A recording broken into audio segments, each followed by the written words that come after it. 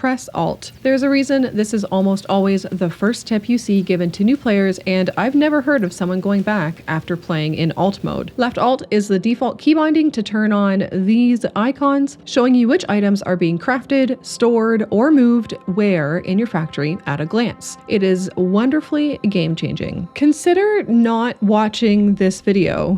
No, seriously. If you're brand new to Factorio, it can be worth preserving how little you know about the game from being told about it, and instead just dive in, make mistakes, design the messiest spaghetti, and just have a hoot. Once you learn certain intricacies about the game, you can't unlearn them, which means you miss out on the aha moment of discovering them for yourself. Now, some people will argue this point as an absolute, as in don't watch tips videos or read Reddit posts until you've launched your first rocket or it will ruin your fun, but you know you best. Take a sec to consider the choice you have, and if you want to come back to this video once you've played some more on your own, do that. But if you know that you'll be frustrated without some guidance, then let's crack on. We've got 67 more beginner and beginner-ish tips for Factorio to go. If you, like me, find the enemies tarnishing your fun in the game, you can tone them down or even turn them completely off during world creation. I played on peaceful for much of my early Factorio life, which still spawns enemies, but they won't attack you proactively like they normally do when your pollution reaches their nests. This lets you get the basics of the game down, not worry about your hard work being destroyed, and still have your fun when you're ready by seeking out the enemies and taking them on your own terms. Bear in mind, they will fight back once you start shooting at them.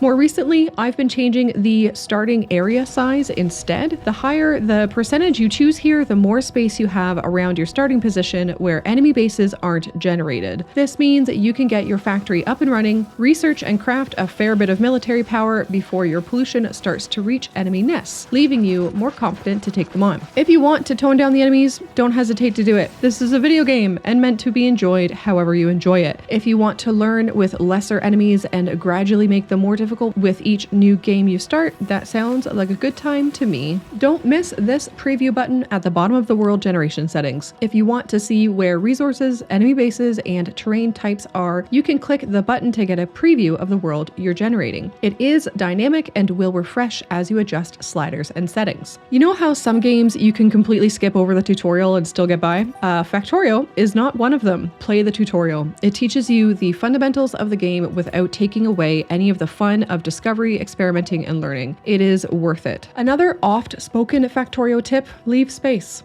Leave so much space. If you're planning, for example, your laboratory's layout and you think you have enough space around them to filter in what you need, leave more. If you're setting up your furnace array, consider what happens when you want to double it, then double it again. You will want to double it again. You'll always need more, and space is essentially unlimited. There's not reason not to expand. If you're thinking, but wait, Toadie, won't running around a giant base be slow AF?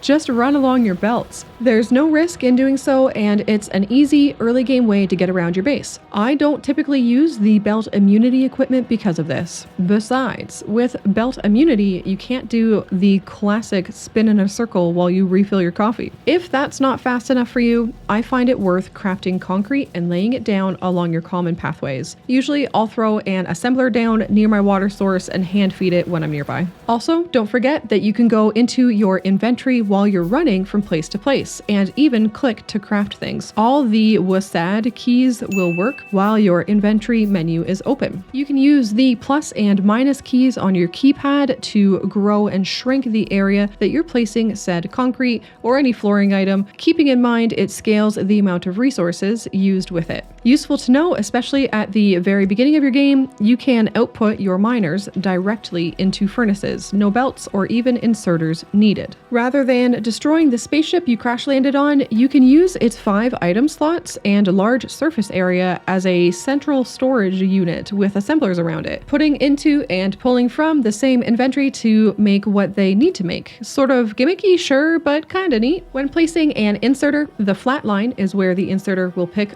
up items from, and the arrow is where it will put items to. Keep in mind, you can rotate already placed items by hovering over them with your mouse and pressing R or Shift R to rotate them clockwise and anti-clockwise respectively. Pressing V will flip the item vertically and pressing H will flip the item horizontally. Inserters can move items directly between assemblers as an alternative to using belts. This also works with turrets and laboratories. Inserters output or place items on the opposite side of the belt from their position. And belts have two sides. Keeping this in mind opens up the potential of moving double the goods. If you want to go from having items on one side of a belt to both, place a splitter off the empty side of the belt, then run the new second belt back into the first. While this is an option, and it does the task of spacing out the items evenly after the belt, it's often more efficient to double your production of the item and fill the empty side of the belt that way. If you want the opposite, to turn a belt using both its sides into a belt using just one side, ram that full belt into the side of an empty belt, like this. Keep in mind, you need one piece of empty belt below the spot where you do said ramming. Otherwise, it just turns into a corner. You can change your character's color. I know. Groundbreaking stuff. In your inventory, click this pipette, adjust these sliders, and you too can wear the color of the YouTube like button on dark mode. You can upgrade items and buildings by placing the new part directly on top of the old item, and the game will put the old item in your inventory. There's no need to manually remove the old item before placing down the new one, like I did for far too long in my Factorio life. While you're running your belt lines, you can continue to hold down left click across obstacles, and provided you have them in your inventory, the game will automatically place underground belts at the appropriate points. Please note, I have called these underground belts once as legally required. I will, from here on out, be using their colloquial name, underdubers. Thank you for your understanding. Underdubers work similarly to upgrading buildings. You can place them directly over top of existing belt lines, and the now unused belts will be placed in your inventory. Different colors or levels of underdubers can be used along the same path. Put differently, this yellow underduber does not affect this red underduber that I'm placing going under the same tiles. So if, for example, your assembler needs more than 2 items and you don't have space to run a second belt to it for long inserters to reach, you can do what's called braiding with underdubers to be able to move more than 2 items along the same single tile line. The inserters will be able to pick up items off the open half of these underdubers. Just like holding down left click for underdubers to accommodate obstacles, you can hold down left click when placing hydro poles. The game will continue to place them at their maximum reach between each other, working around obstacles as needed. To see your power production, click on a hydro pole. This rightmost column, accumulator charge, is the simplest to understand. It shows a graph over time of how much power you have stored in your accumulators, which are essentially batteries. The middle column, production, shows a graph over time of how much power you are producing. The left number in the green bar is just that, how much power you're producing and which machines are producing it. The right number is how much power you could be producing. I'll touch back on this in a sec. The leftmost column, satisfaction, shows a graph over time of how much power you are consuming and which machines are consuming it. The left number in the green bar is how much power you are producing. The right number in the green bar is how much power is needed to keep all your machines running at capacity. The way I decide when to build more power is like this. If the satisfaction bar ever becomes not full, or the production bar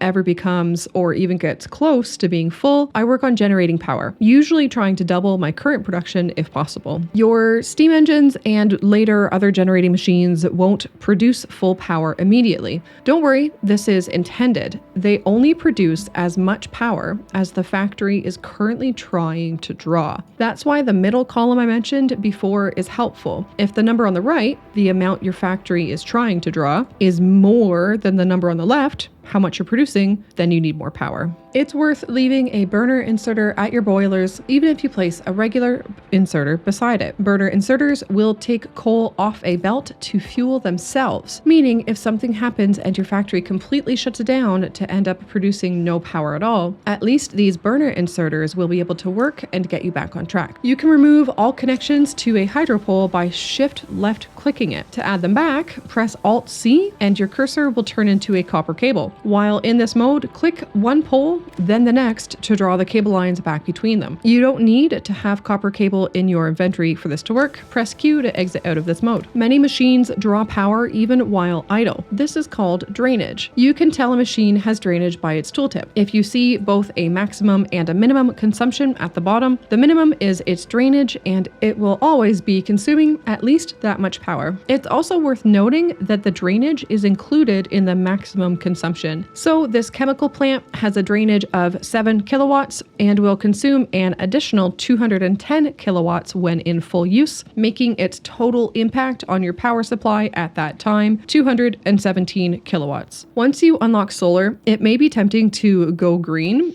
and power your entire base with solar. While doable, before you dive into it, take note of how much power they generate compared to your current steam engines, as well as how much power your factory is currently consuming, as well as how many accumulators you'll need to match the solar panel's output. 1 megawatt is 1,000 kilowatts. Solar power becomes so much easier to work with once you have bots and a blueprint for it, and the impact solar will have on your pollution output is likely going to be less than you'd hope. The Q key is used to cancel out of actions or stop holding an item, but also, and I'm embarrassed by how late I found this one out, it acts as a pipette or picker tool. If you hover over a machine with your mouse and press Q, you will select that machine from your inventory to be able to place it down again in the same rotation you selected it from. When crafting, you can left click to craft 1, right click to craft 5 of the item, or shift and left click to craft as many as possible. You can take crafted and smelted items out of assemblers and furnaces without opening them by hovering over them with your mouse and pressing Control and left click. When you do this, you'll see a plus something number on the left,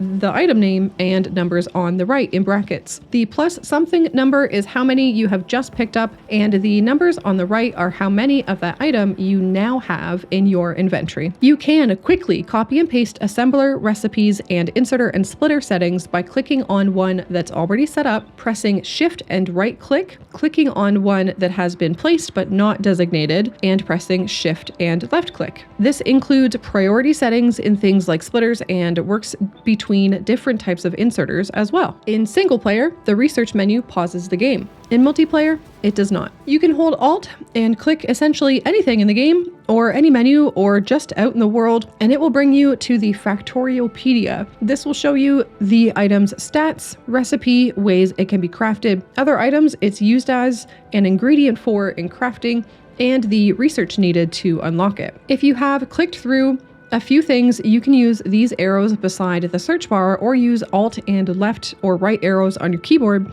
to navigate through your browsing history. The Factoriopedia can be a bit of a spoiler zone if you're trying to navigate the game completely blind and discover what comes next naturally through gameplay. So keep that in mind. When looking at the map, the lighter squares are typically the area around your player and areas that your radars are covering. They represent areas of the map that you will see any changes happen in almost real time. This means that if an enemy nest generated here, for example, I would see it as it happened. But if one generated out here, I would not see it until the radars passed by it with their long range scan, which you can see happening with these smaller light squares on the map. Now, that was all pretty common knowledge, but hold up. Hold a radar in your hand as though you're going to place it, and look at the mini-map in the top right of your screen. It shows where the radar's central coverage would be. I was stoked when I learned this. It comes in so handy when lining up a whack of radars like I have here. Before you do something silly like this,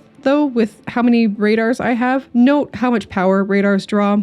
It's a lot. This is a much later game tip than the rest, but it's good, cheeky fun, and an example of shenanigans you can get up to in the game. So I'm including it. Artillery shells can be used to explore the planet as they reveal the map. You can leave the turret in auto-targeting mode, and it will find enemy nests if you haven't uncovered the map and shoot them. But keep in mind, those enemies will seek you out to retaliate. Or you can untick auto-targeting, open your map, press Alt-T, and click around the map on the areas you want to explore. Rebinding or unbinding your map drag key is helpful for this. I'm now realizing this tracks with the artillery shells having a radar in their recipe. Neat. So I'm awful at combat in video games, right? But I've found this strategy has helped me so much for dealing with biter nests. Build a whack of turrets and ammo, maybe 15 to 20 turrets and a few hundred ammo, and put both on your hotbar for quick access. Get close to the nest, place down 3 turrets,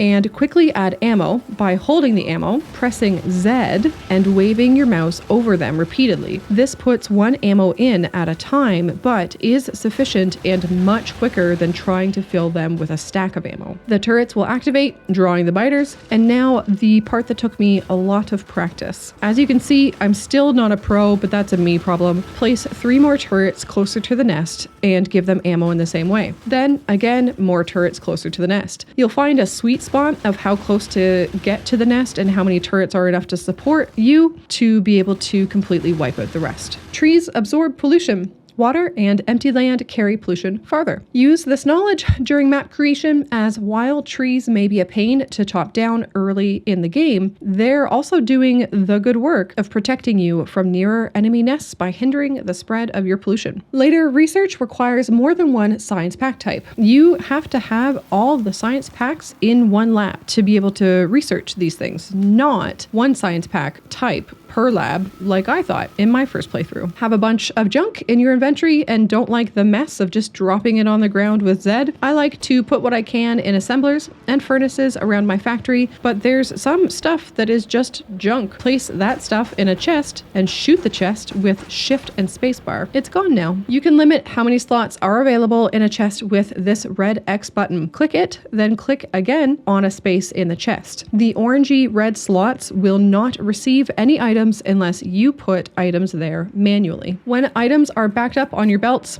that means you could consume more of them by upgrading or expanding what they're being fed to. When your belts are sparse or especially empty, that means you could produce more of those items and feed more onto the line. Once you're wanting to be more efficient with your factory design, you can consider things like deciding whether or not to belt copper wires across a long distance, or instead belting the copper plates and crafting the wires closer to where they are needed. 1 copper plate crafts into 2 copper wires.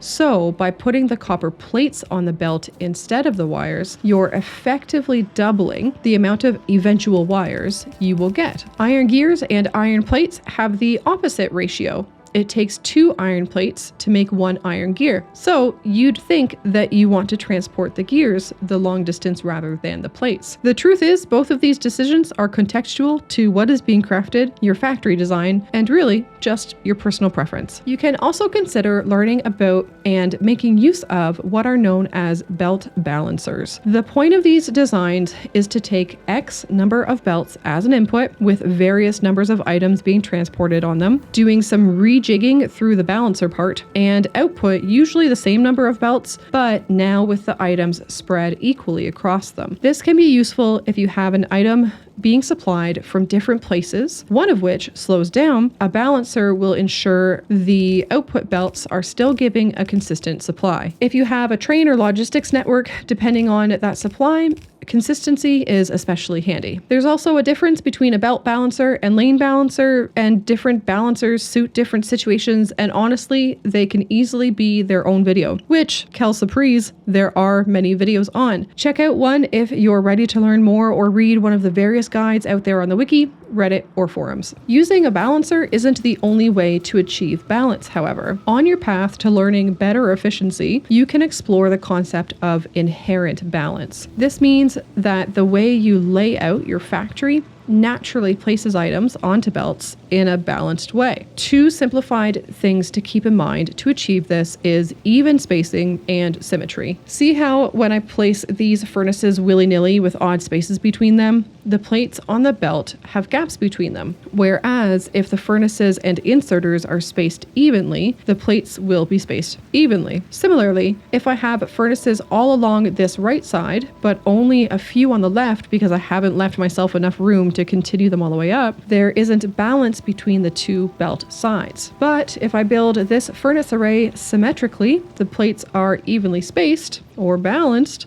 on the belt and will be until something else built without inherent balance interrupts them. Many players will build what's often referred to as a mall in their factories, usually fairly early. This means automating items that you use often and having them output into a chest, preferably with the chests near each other for easy shopping. This way, when you need a whack of various items to build your next section, you don't have to sit there waiting for them to craft in your inventory. My first mall items are usually red belts, splitters and underdoers, fast and long inserters, and assembler 2s. Then I'll do pipes, underground pipes, medium and big electric poles, steel furnaces, and solar panels and accumulators. I've seen many people give a general rule though that if you have to make it more than 3 or 5 times, automate it. Some technologies can be researched over and over and over again, indicated by this infinity symbol. The factory must grow forever. It's a great idea to keep your first save file. You may just find yourself opening it up after a few thousand hours of gameplay and feeling all the nostalgia for the simpler days. Have you ever seen screenshots like this with the gray checkerboard in the background and wondered how they were made? In your game, likely one created in sandbox mode, open chat with the tilde key and type /editor, then press enter. Go to this surfaces menu and click the top 2 buttons. Remove all entities and fill with lab tiles. And you've got the thing. If you find yourself stuck and not really knowing what to do next in the game, 2 good fallbacks are upgrading your defenses or looking at what your next science pack is to unlock and working towards it. Gang, you do not need to mod this game immediately. I know I'm biased towards preferring games without mods, but from what I understand, this is the general consensus as well. It's strongly suggested to rock Factorio at least once or thrice without any mods at all. The game just has so much to offer, even more so now with the Space Age DLC. Then, if you're really feeling the itch, there's such a range of available mods out there, from quality of life to reskins to complete game overhauls. But seriously, give it a go in vanilla first. Using underground pipes wherever possible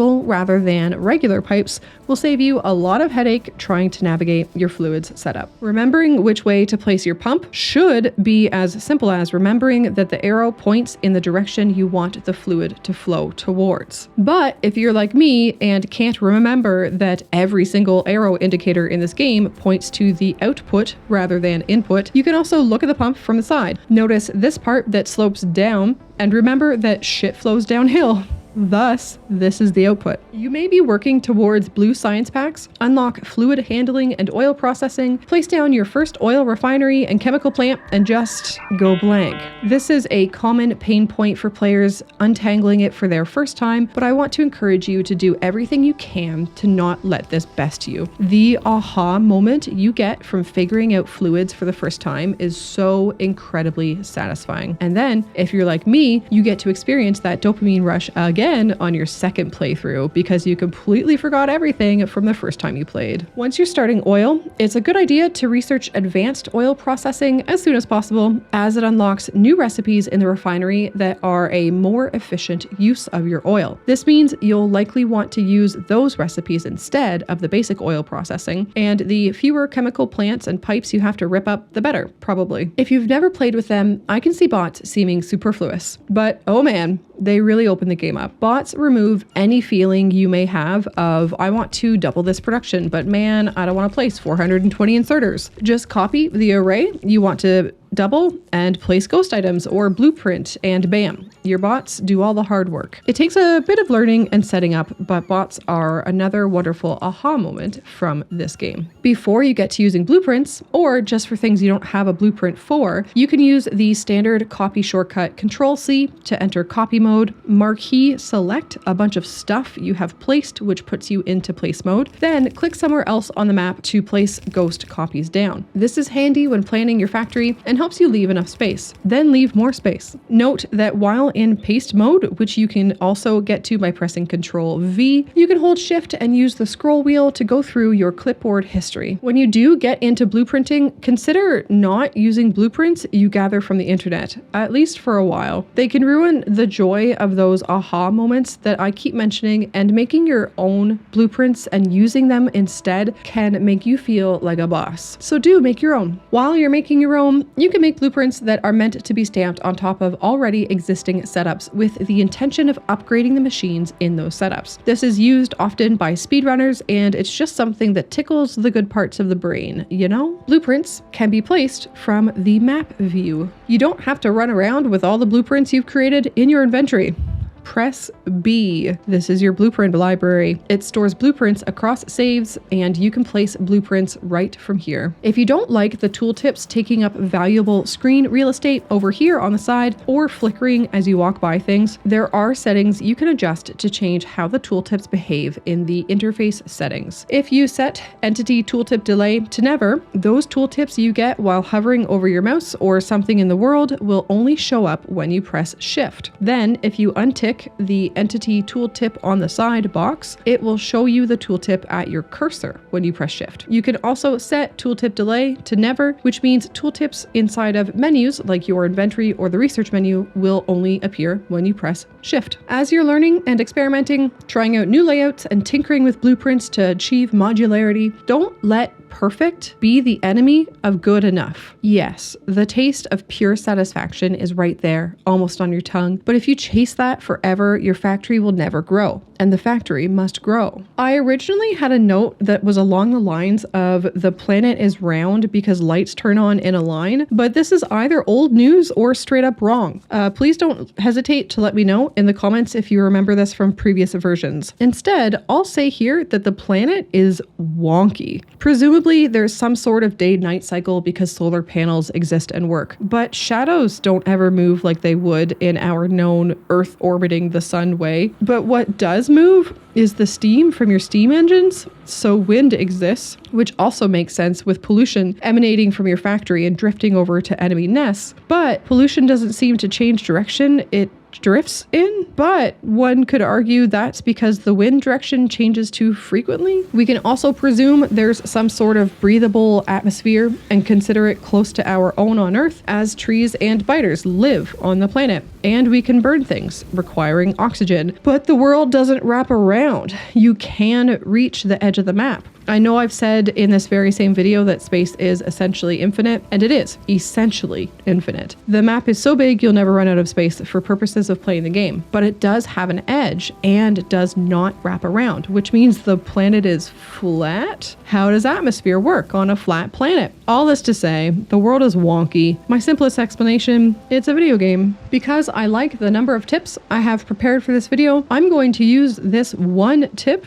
to explain a number of terms you may hear from Factorio players and not understand immediately. Factorio is a name some give to Factorio, alluding to its addictive quality. Novus is the name of the planet you crash land on when you start the game. It's the world around you. Biters are technically only one type of the little bug enemies, this one, but the word is often used referring to all the enemy types on Novus. Mats is just a short form for materials. Shopping mall we learned about in tip 49. It's a section of your factory dedicated to crafting items that you use while building and storing them in easy to access chests. City blocks are a style of building, usually revolving around trains, that is very modular. It's a bunch of little mini factories dedicated to making one thing, usually built in a square, so you can put down more of a block type if you need more of its resource. Spaghetti is the beautiful, messy, impossible to follow style of building, often used by new players just trying to get their factory to function. A bus, or main bus,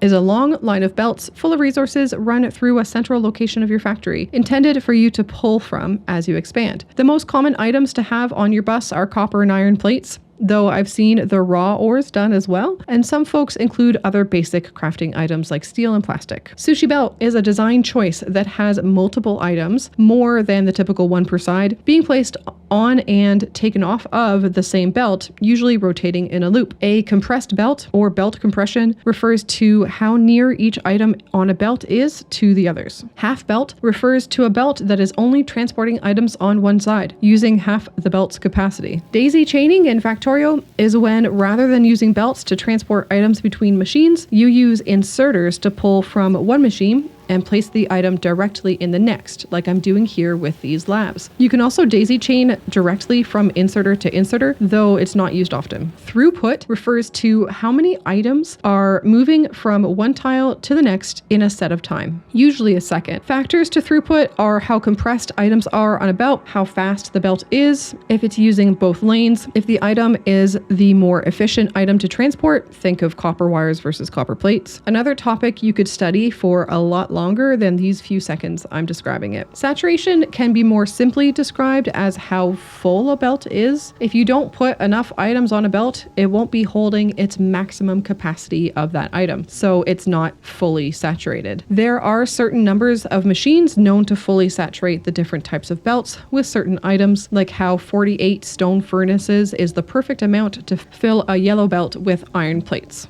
Ratios for crafting in Factorio refer to how many of A and B items you need in order to create C item, factoring in X and Y amount of times that it takes to produce A and B items. A and B are your ratio. The simplest form of this is that to cook rice, you need to use 1 cup of rice and 1 cup of water, both cooked for the same amount of time. So this is a 1:1 or 1:1 ratio. Brought into Factorio, if you want to get really down to it, you need to look at the crafting time of your final recipe, how fast your assemblers, inserters, and belts work, how fast each item in the recipe crafts, and how many of each item is needed. Then do a bunch of math to know that every 2 green circuit assemblers will use 3 assemblers worth of copper wire, making that ideal ratio 2 to 3. I'm sure there are full videos on this concept, as well as the plethora of reading out there. You can also have a ratio for things like how 21 accumulators will keep charged by 25 solar panels without wasting power. So the ideal accumulator to solar panel ratio is 21 to 25. Side loading is what I described back in tip 18, pushing resources onto one side of a belt from a perpendicular oncoming belt. Bottleneck is the point of your factory that is slowing a process down. If you are crafting blue science and your advanced circuits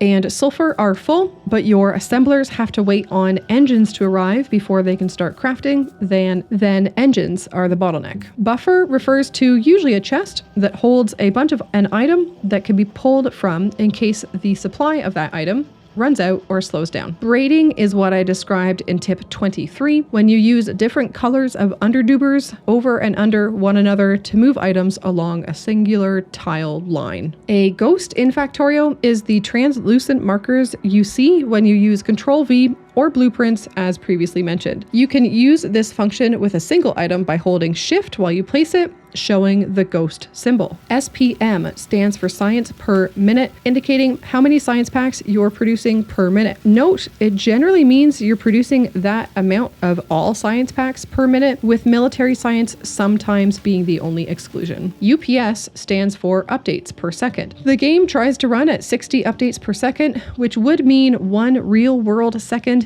equals 1 in-game second. UPS is used to discuss when there are so many entities to update in the world, like trains, inserters, assemblers, furnaces, so on, that the game can't update them all in 1/60th of a second. So the in-game time will run slower while it gets through the rest of the updates. The factory must grow is a phrase used by Factorio players to signal to each other that we, too, have given our lives over to the factory. Check the time periodically. Set alarms to make sure you're refilling your water and eating enough. Remind your loved ones that you cherish them, but alas, the factory must grow. quick moment here to say the biggest of thank yous to those that support me over on Patreon. I recently picked up a second contract job to ensure financial security, and to be transparent, it affects the time I'm able to spend on videos like this as well as live streams on Twitch. One day, I would love to be able to be creative online full-time, and that hope is kept alive by folks like these that support creatives on Patreon. I'll be updating Patreon supporters very soon with content plans for the near future. Thank you again. Today's special shout out goes to Little Blue Lemmy, who I've been told has 7 different pictures of Nathan Fillion,